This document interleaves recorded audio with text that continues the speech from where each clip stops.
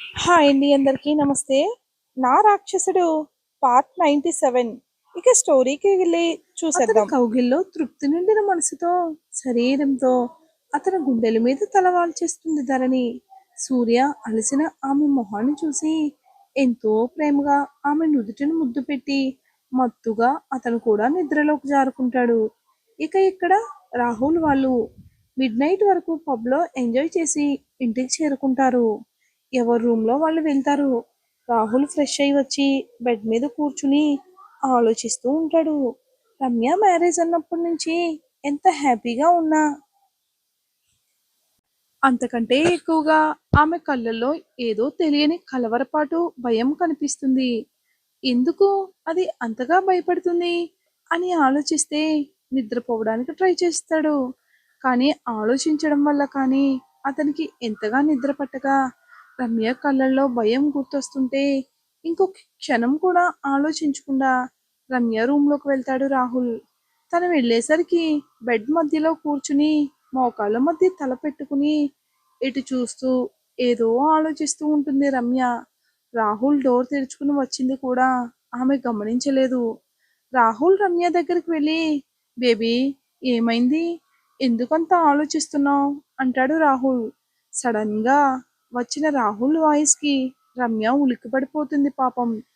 ఎందుకు అలా భయపడుతున్నావు అని దగ్గరికి తీసుకుని ఆమె వీపు రుద్దుతూ ఉంటాడు రాహుల్. ఏంటే ఎప్పుడూ లేనిది ఇలా డిఫరెంట్ గా బిహేవ్ చేస్తున్నావు, నేను పిలిస్తే భయపడ్డం ఏంటే అంటాడు చాలా నెమ్మదిగా. అయినా సరే రమ్య వైపు నుంచి ఏం సమాధానం రాకపోయేసరికి ఆమె తల పైకెత్తి, ఏమైంది బేబీ, ఎందుకు ఈ భయం అని అంటాడు రాహుల్. రమ్య కన్నీళ్లతో రాహుల్ వైపు చూస్తూ, బావా మన పెళ్ళైన తర్వాత నేను మంచి భార్యగా మంచి కోడలుగా ఉండగలనా అంటుంది అమాయకంగా రాహుల్ వైపు చూస్తూ.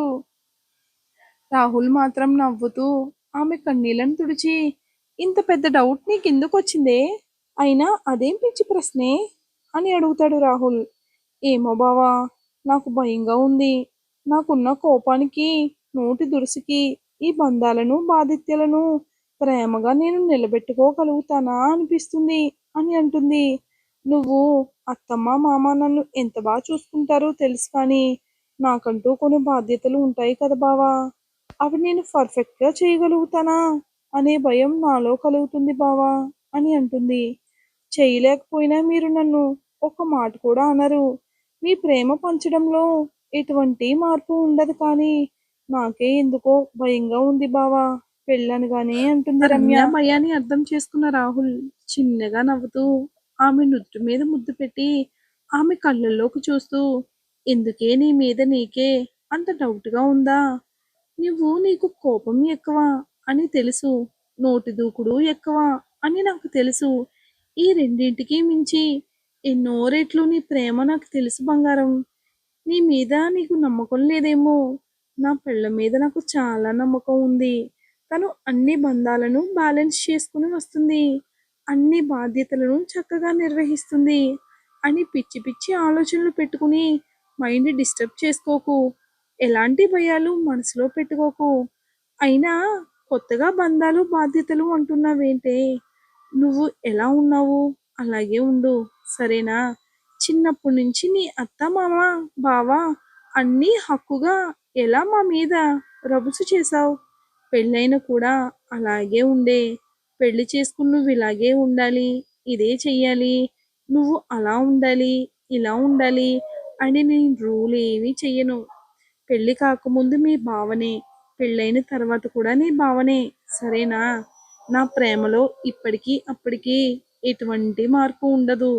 నువ్వు అలా రౌడీ రంగమ్మలాగే ఉంటే నాకు ఇష్టం నిజంగా. ఇంకా అమ్మ నాన్న సంగతి నీకు తెలియదా వాళ్ళ గురించి. ఒక్క మాటలో చెప్పాలంటే వాళ్ళు నాకంటే నీకే ఎక్కువ ఇంపార్టెన్స్ ఇస్తారని. మీ ముగ్గురు కలిసి ఒక పార్టీ అయ్యి పెళ్ళైన తర్వాత నన్ను ఆడుకోకపోతే నయమే బాబు అంటాడు ఆమె చెంపలపై చిరుముద్దిస్తూ రాహుల్. చాలా భరోసా ఇస్తాడు రమ్యకి. రమ్య మాత్రం రాహుల్ మాటలకి ఆమె మనసులో అతని స్థానం ఎంతో ఎత్తుకు ఎదిగింది. అతని ప్రేమకు ఆమె మురిసిపోతూ నాకు తెలుసు బావా, మీలో మీ ప్రేమలో ఎటువంటి మార్పు ఉండదని. కానీ నాకే ఎందుకో చిన్న భయం ఉంది అని అంటుంది. రాహుల్, ఎటువంటి భయాలు పెట్టుకోకు. నా రౌడీ బేబీ అన్ని బాధ్యతలు సూపర్గా పర్ఫెక్ట్గా అన్నీ చెప్తూ చేస్తుంది. ఇంకా ఆ భయాల నుంచి ఆలోచించకుండా నా గురించి ఆలోచించవే. నువ్వు హ్యాపీగా ఉండు, నన్ను హ్యాపీగా ఉంచంటాడు. ఆమె మెడవంపుల్లో పెదాల రాస్తూ రాహుల్. హా బావా, నువ్వు డ్రింక్ చేసి ఉన్నావు, నువ్వు నీ రూమ్కి వెళ్ళు అని అంటుంది దూరం జరుగుతూ రమ్య. రాహుల్ రమ్యను లాగి సరిగా పడుకోబెట్టి ఆమెపై వాలిపోతూ, నేను డ్రింక్ చేశానా, కళ్ళు పోతాయే బావా, మీద నిందలు వేస్తే. నేను తాగింది చిన్న స్మాల్ గ్లాస్ అంతే కదా, దానికి నేను తాగుబోతూ అంటావా అంటాడు ఆమె నడుము మీద గిల్లి. కొంచెం తాగినా ఫుల్ తాగినా తాగిని దాన్ని తాగుబోతే అని అంటారు బావా అంటుంది రాహుల్ బుగ్గలు లాగుతూ. నీ అంకమా, నన్ను తాగుబోతంటావనే, నీ పని చెప్తా ఉండవే అని రమ్యాని ఇంకా మాట్లాడనీయకుండా అతని పెదాలతో ఆమె పెదాలను ముడివేసి ఆమెని ఆలోచన నుంచి బయటకు వచ్చేలా చేస్తాడు. అతడు ముద్దుతో రమ్య కూడా ఏ ఆలోచన మనసులో ఏ భయాలు లేకుండా రాహుల్ ముద్దులో ప్రపంచాన్ని మరి అతను చేసే మాయలో మునిగిపోతుంది. ఇక్కడ విజయ్ విజయ్ వాళ్ళు ఫుల్గా తాగడం వల్ల ఫ్రెష్ అయ్యే ఓపిక లేక బెడ్ మీద అలాగే అడ్డంగా పడిపోతాడు. స్వప్న ఫ్రెష్ అయి విజయ్ కోసం మజ్జిగ తీసుకుని వెళ్తుంది రూమ్ లోకి. అడ్డంగా పడుకుని ఉన్న విజయ్ని లేపి, బేబీ ఇవి ఎందుకు వచ్చావే, మళ్ళీ నీ రూమ్ లోకి వెళ్ళు అని అంటాడు లేచి కూర్చుని. ఎందుకు బావా, ఏమైందంటుంది అతనికి మజ్జిగ తాగిస్తూ. విజయ్ మజ్జిగ తాగి, వద్దు, నేను డ్రింక్ చేసి ఉన్నాను, వెళ్ళు అంటాడు సరిగా పడుకుని.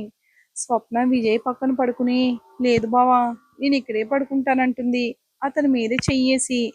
ఏ పిచ్చిదానా, చెప్తే వినవా, వెళ్ళి ఇక్కడి నుంచి అంటాడు ఆమెను కొంచెం కసిరినట్టు దూరం జరిపి విజయ్. ఏమైంది బావా, ఎందుకు అలా మాట్లాడుతున్నావు అంటుంది స్వప్న. డ్రింక్ చేసినప్పుడు ఏవేవో పిచ్చి ఆలోచనలు వస్తాయే అని అంటాడు.